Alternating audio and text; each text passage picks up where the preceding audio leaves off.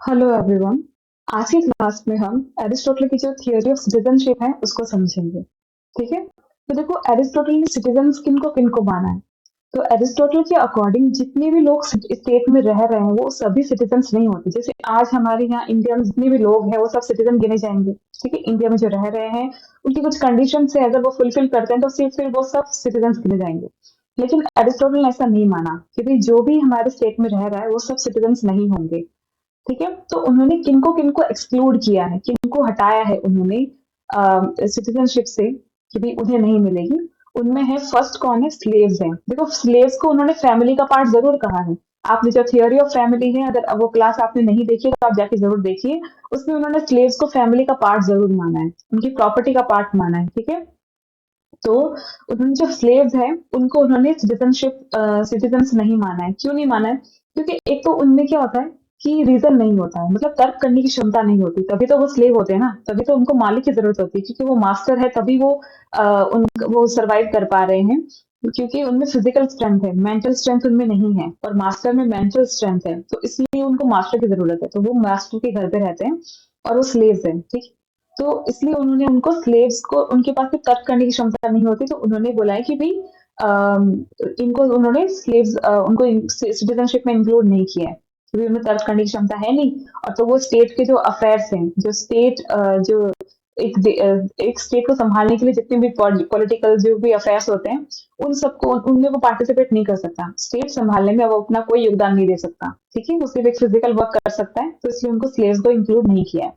फिर उन्होंने किसको एक्सक्लूड किया है? चिल्ड्रन को। जो बच्चे हैं उनको भी उन्होंने सिटीजन नहीं माना है। सिटीजन क्यों नहीं माना है? क्योंकि उन्होंने बोला कि उनमें मेच्योरिटी नहीं होती, उन्हें कुछ पता ही नहीं होता, कुछ छोटे से बच्चे होते हैं, बच्चों को कुछ पता नहीं है तो वो स्टेट क्या संभालेंगे। इसलिए उन्होंने स्टेट सिटीजनशिप से उनको भी हटा दिया।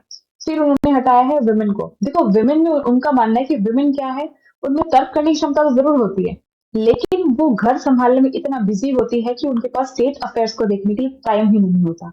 और जब टाइम है ही नहीं और वो अपना कोई कंट्रीब्यूशन दे ही नहीं रही, तो फिर वो सिटीजनशिप भी उनको नहीं मिलेगी। वो सिटीजन नहीं है, भले ही उन्हें तर्क करने की क्षमता होगी, लेकिन वो घर के कामों में इतनी उलझी रहती है कि उनको टाइम नहीं है, तो उन्होंने उनको भी हटा दिया। ठीक है, सिटीजन वो भी नहीं है। अब वुमेन भी नहीं है, अब बचे, अब है वृद्धजन। जो बूढ़े लोग हैं उनकी फिजिकल कंडीशन ही ऐसी है कि वो काम ही नहीं कर सकते भी, उनके जीवन का ही कुछ नहीं पता कि कब खत्म हो जाए। और ना ही उनकी फिजिकल कंडीशन ऐसी है कि भाई वो स्टेट अफेयर्स को देख सके, संभाल सके, उनमें कुछ अपना योगदान दे सके, तो इसलिए उन्होंने उनको भी हटा दिया है। ठीक है।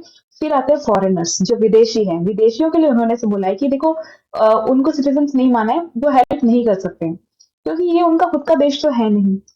अब उनमें देश के लिए प्यार भी नहीं होगा भाई, पेट्रियोट क्यों होंगी वो? एक जो अंदर से भावना आती है देशभक्ति की, वो क्यों होगी? अगर देश ही उनका नहीं तो क्यों आएगी वो भावना भी? तो जब वो भावना नहीं रहेगी तो देश के लिए कुछ अच्छा करने का उनके मन में भी नहीं होगा, तो वो जो स्टेट अफेयर्स है उनको अच्छे से काम नहीं कर पाएंगे, वो देखेंगे ही नहीं। ठीक है, वो नहीं कर पाएंगे, तो इसलिए उनको भी उन्होंने एक्सक्लूड कर दिया है। तो ये जो सब लोग हैं उन सभी को उन्होंने एक्सक्लूड कर दिया है सिटीजनशिप से कि भाई इनको सिटीजन नहीं माना है। तो फिर उन्होंने किसको एलिजिबल माना है सिटीजन बनने के लिए? किनको माना है? अब बचे कौन? बचे हैं जो native born adult Greek male है, जो प्रॉपर्टी क्लास से बिलोंग करते हैं। ठीक है, एरिस्टोटल का मानना है कि जो नेटिव बोर्न है, जो जिनका वहीं जन्म हुआ है, ठीक है, वहां पे जो ग्रीक जो मेल है, पुरुष है, एडल्ट है, उन्हीं को उन्होंने माना है, और वो भी गरीब नहीं, प्रॉपर्टी क्लास से जो बिलोंग करते हैं, सिर्फ उन्हीं को माना है। ठीक है। और सिर्फ एडल्ट पुरुष को ही सिटीजन कहलाने का हक है, ये एरिस्टोटल का मानना है। ठीक है, अकॉर्डिंग टू एरिस्टोटल।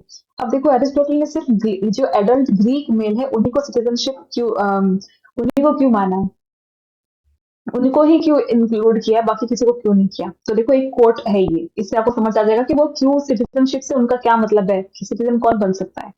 देखो, he who has the power to take part in deliberative or judicial administration of any state is said by us to be a citizen of that state। ठीक है, इसका मतलब ये है कि देखो, कोई भी व्यक्ति जो कि जो जुडिशियल अफेयर्स स्टेट की जो जो भी नियम वगैरह बनानी होती है, स्टेट के अफेयर्स को देखना होता है, उन सब में अपना कंट्रीब्यूशन दे सके, उनको बनाने में पार्ट ले सके। ठीक है, उनका हिस्सा हो बनाते वक्त, तो वही इंसान क्या है, सिटीजन कहे जाएंगे स्टेट के, बाकी और नहीं कहे जाएंगे। उनका मेन मकसद ये है कि आप अपने जो स्टेट को चलाने में अपना कितना कंट्रीब्यूशन दे रहे हो, प्रशासन चलाने में आप कितना कंट्रीब्यूशन दे रहे हो, सिर्फ वही उसी के बेसिस पे ही आपको क्या है, आप सिटीजनशिप मिलेगी, अदरवाइज आपको नहीं मिलेगी। घर संभालने से या अदर कोई काम करने से आपको नहीं मिलेगी।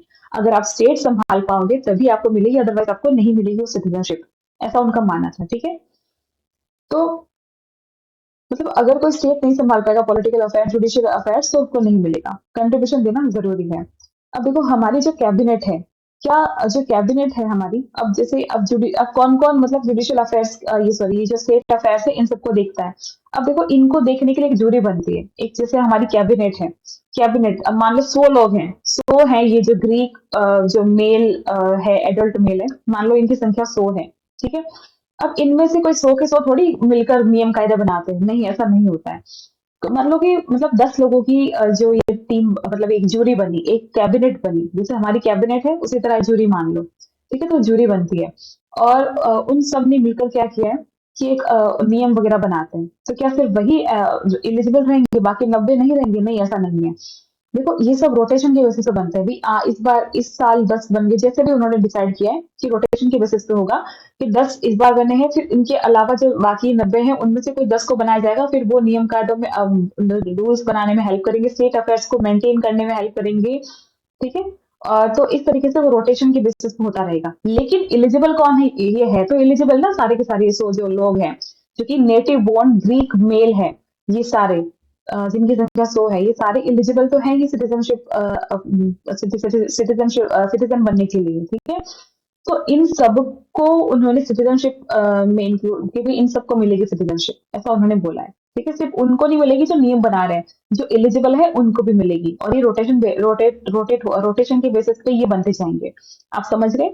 तो तो आप एरिस्टोटल की सिटीजनशिप किन किन को उन्होंने एक्सक्लूड किया और किन को इंक्लूड किया है, ये आप तो अच्छे से समझ गए, आप देख लिया आपने कि उनके लिए सिटीजनशिप का मतलब है कि जो स्टेट अफेयर्स में कंट्रीब्यूशन दे पा रहा है सिर्फ वही व्यक्ति, जो एलिजिबल है देने के लिए भी वही व्यक्ति, बाकी जो भी हैं जैसे कि स्लेव हैं, वुमेन हैं, चिल्ड्रन है, फॉरेनर्स हैं, जो ओल्ड मैन मतलब जो वृद्ध जन होते हैं, वो हैं, जो भी हैं, ये सब इनको इंक्लूड नहीं किया है, ठीक है। महिलाओं को उनमें तर्क करने की क्षमता है, लेकिन फिर भी वो इतना बिजी है कि स्टेट नहीं संभाल सकती, उन स्टेट अफेयर्स में कंट्रीब्यूशन नहीं दे सकती, तो उनको उन्होंने इंक्लूड नहीं किया है कि जब तुम घर संभाल रही हो उसमें कंट्रीब्यूशन नहीं दे पा रही तो तुम सिटीजनशिप नहीं रख सकती, ठीक है।